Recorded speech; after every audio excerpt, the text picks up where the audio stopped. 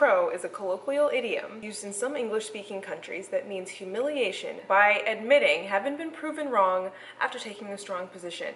That, my friends, is what we are going to be doing today. We are going to talk about the things in luxury that I was completely wrong about. Hey guys, welcome back to my channel. Welcome if you're new. My name's Katherine and I do luxury information. So I work in this industry and I have worked in luxury resale since 2014. Here in this channel, I give you guys my tips, my experiences in shopping and what is a better buy. And these are just some general things that, I'm gonna say educated opinions that I have had and held over the course of many years that have completely blown up in my face. No level of expertise and study turns us into fortune tellers. Unfortunately, that's not how that works. We're gonna go through this list of, I think I have 8 things, and tell you guys the things that I was completely wrong about. When I first got started in this in 2014, I was a thrift store shopper.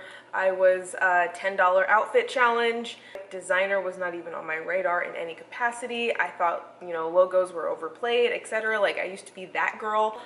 Is there anything you thought either would never take off? Is there anything you didn't think would come back? Are there any of your own personally imposed shopping rules that you have gone back on?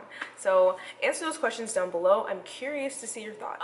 My first rule that I always live by in my capacity as a reseller, this was especially true of vintage items. With designer or with vintage clutches, vintage evening bags. Now there were a lot of styles over the past, I don't know, 50, 60 years that, were just like little clutches, basically like little coin pouches that you just carry like your little lipstick in. They would be very expensive, and then grandmothers and things would pass them down to their, children and grandchildren, and people would come and bring them into me, and they would be from like the 60s or something, and they would be beautiful, delicate little fancy things, except bags, in my opinion, are designed to carry things, and there are things that we carry today that didn't exist in 1967.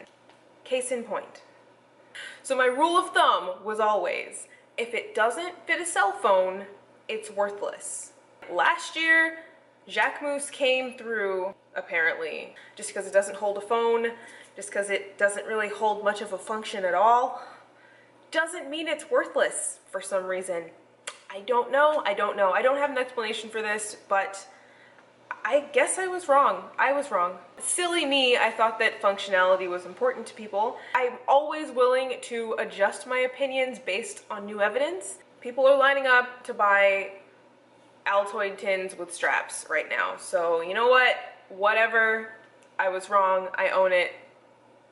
I still don't understand what you guys use these for, but sure. Next thing I was completely wrong about are designer sunglasses. I used to be of the mind that when you're considering like what categories are worth saving and splurging on, designer sunglasses were always worth saving on. That doesn't necessarily mean like $10 sunglasses from the gas station are effectively the same as, $600 Dior's. But I used to think that when you go for like more mid-range brands, like the maybe $50, $60 price point as opposed to the $500, $600 price point, it was worth it to save instead of splurge. And I mean, I'm a lot more lax on that because honestly, I really found a pair that worked out for me really well. That's not to say that I think it is worth it to spend full price on them. You can definitely get a lot of sales. Matter of fact, there are a pair I'm looking at on Rue La La right now. I'll leave it linked down below. And they have the exact Fendi sunglasses I want for like $100 instead of like $400.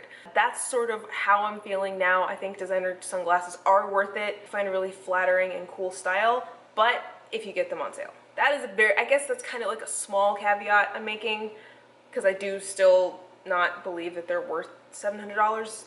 I think that's a little bit of a stretch. I used to think designer sunglasses weren't worth it at all, and I just have to give them credit because the actual designs themselves can be really, really cool, and you kind of can feel the difference between an expensive pair and a less expensive pair sometimes. Number 3 is crossbody. I used to not wear crossbody bags.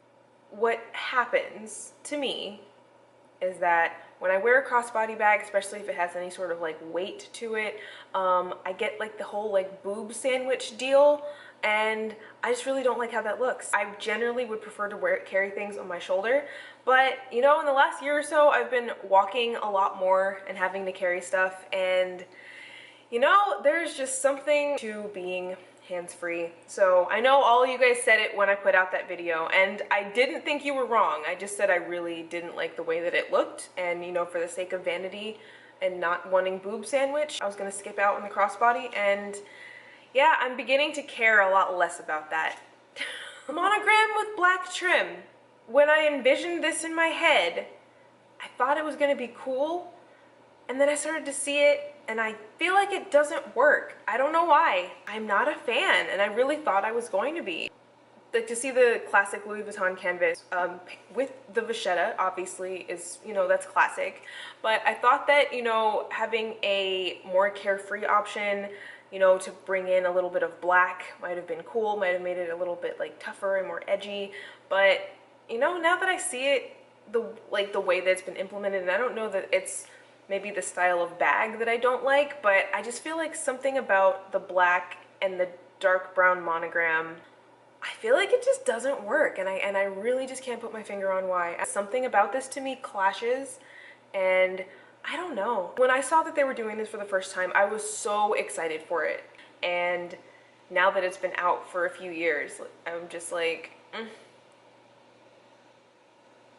It is a lot more surprising to me that I have a collection of 14 designer bags than 40 something pairs of designer shoes. Yeah, I've always been a shoe person, so I kind of knew that one day I was gonna like have a whole like wardrobe collection of designer shoes. So looking at this beside me doesn't surprise me at all. However, I am now contending that designer shoes, generally speaking, aren't worth the money for the amount of use you actually get from them, and for what they're actually used for. The fact that they go on the ground and they get dirty and you get like the little like sweaty foot stain on the inside of the shoe, which I despise that. I despise that so much. It makes, yeah, I used to be all about designer shoes because they were more, like, they're definitely more fun to buy for sure. I love my designer shoes. I love buying them. I love wearing them, but are they worth like 1,200 bucks? I don't think so anymore. The only upside though of designer shoes is that the potential for resale. Now I have done pseudo experiment on this, and I am a huge fan of the quality of brands like Steve Madden and Aldo. Those types of shoes, they don't resell. They don't resell. There's just absolutely no margin for resale for those whatsoever.